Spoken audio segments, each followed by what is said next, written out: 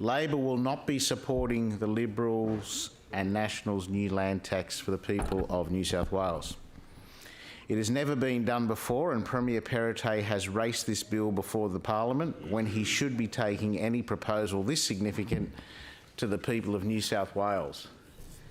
This is a significant policy change to our tax system, Mr Acting President, and I think the fact that the government is not prepared to go to an election on it says everything about how strongly they want to back it in. They're trying to ram this through the Parliament and not take it to the people of New South Wales.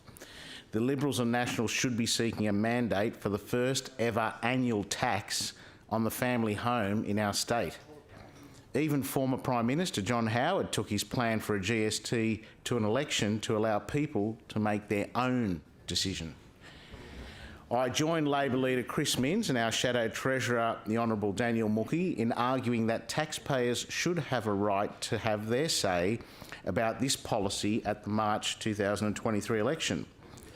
The Chief Executive Officer of the Australian Institute of Conveyancers in the New South Wales Division, Chris Tyler, stated, and I quote, "We believe the policy has been rushed and may lead to issues in the execution and delivery of the policy. With the push to rush through this new tax, the Liberals and Nationals are demonstrating that they are a government that does not want its residents to have their say. We know that stamp duty is not without its flaws, but that does not mean that the Liberals and Nationals should be smashing through a bill that will cost the people of New South Wales more in the long run. The budget papers demonstrate at a minimum the new tax system will cost New South Wales $775 million over the next 4 years. This from the party of fiscal rectitude, Mr Acting President. At the recent inquiry for this bill, the committee heard that it would be $1.6 billion over 10 years. Labor is deeply concerned that the government will have to cut services in order to fund this land tax. Labor thinks there are far better things to spend taxpayers' money on in New South Wales than a new property tax on the family home. The Tenants' Union of New South Wales has argued to the committee that the $1.6 billion could be far better spent on investing in social housing. Labor is opposing the Liberals and Nationals bill as they are attempting to implement a forever tax on homes. Under their plan, residents would be taxed every single year. At the moment, after stamp duty, a buyer does not need to pay any further taxes to the New South Wales government. Under Premier Perrottet's land tax, homeowners won't know how much they will have to pay. Experts at the inquiry into this bill warned about the difficulty of calculating the amounts due after the first year. The Honourable Abigail Boyd rightly pointed out that during the inquiry, Revenue New South Wales could not provide answers regarding how much people would be obligated to pay in all circumstances. And they're wanting the New South Wales people to let them put this through on an uncertain quantity of money that they'll have to pay forever. It is completely unfair for homeowners not to have any certainty as this tax changes over time. Therefore, it makes it hard to manage household budgets, especially with the increasing cost of living. This forever tax will hurt homeowners. Each increase in property prices would result in increased land tax. Average property prices grew by 25% last year, and in the last 5 years, average property prices increased more than twice as fast as the average wage. Therefore, annual land tax fees would have risen by more than double a person's salary under the proposed model.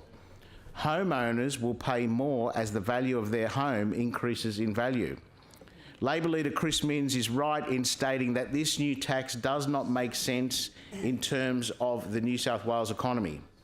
House prices have grown rapidly over the last decade and asset prices have dramatically risen. And now these prospective homeowners have to pay the land tax bill out of their wages. And we all know wages have been declining in real terms for years. Our residents are already hurting due to the rising cost of living and because of the economic mismanagement of the Liberals and Nationals with wage suppression, more new taxes, tolls, more privatisation and more rorts. Labor is concerned about the pressure this will place on family budgets and how homeowners will afford this ongoing cost. Under the Liberals and Nationals' new land tax, property prices will increase even more, not fall. Some of Australia's most esteemed economists have said that the government's proposal is actually more likely to increase property prices than it is to reduce them, including AMP's chief economist. A person purchasing a property is likely to use the money formerly expended on stamp duty to make higher bids at an auction, which in turn pushes up the prices. The Liberals and Nationals have said that this bill will help first home buyers, yet the majority of first home buyers don't pay stamp duty. First home buyers are either exempt from stamp duty or entitled to a concessional rate when they purchase a property for less than $800,000. In the last financial year, we know that this has helped 89% of first home buyers, saving buyers over $750 million. If first home buyers decide to place their property on the rental market, and with rising land taxes, the majority of these homeowners will face significant pressure and will have to put rents up to pay the Liberals and Nationals' forever tax. This will only hurt our residents more. We already have a rental housing crisis in this state. This won't make houses cheaper for buyers. The government has not been addressing the enormous housing supply issue in this state that is making homes so unattainable for our first home buyers and other buyers across New South Wales. Housing supply is a crucial issue and the government should be taking action. Labor is voting against this bill as we can't trust this government. Premier Perrottet has been clear about his intent to push the forever tax on the majority of our residents, extending beyond just first home buyers. We know that a few years ago, the Premier professed it was his objective to have 80% of homes paying a land tax. The Premier at budget estimates then confirmed that pensioners are the next people he would like to see the scheme apply to. With the government's enormous debt and their search for revenue sources, we know they could open the door to the expansion of the scheme and increase the rate of land tax by removing the cap. Our pensioners are extremely apprehensive about this tax. The Combined Pensioners and Superannuants Association stated, and I quote, "Our pensioners are deeply concerned about the proposition of this tax being imposed on them in the future." Susan Franks, Chartered Accountant Senior Tax Advocate, said, and I quote, "With all levels of government needing funds to finance services and debt, and local and state governments relying heavily on taxation of land, there may be pressure to increase future tax rates. We can't trust that this government or other governments in the future won't raise the cost of land tax on family homes when Premier Perrottet has continually talked about expanding it.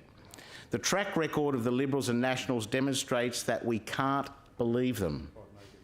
My colleague, the Honourable Daniel Mookhey, has rightfully pointed out that the New South Wales government ruled out privatisation in 2018 and 2019, and then as soon as they were re-elected, the then Treasurer began selling Westconnex.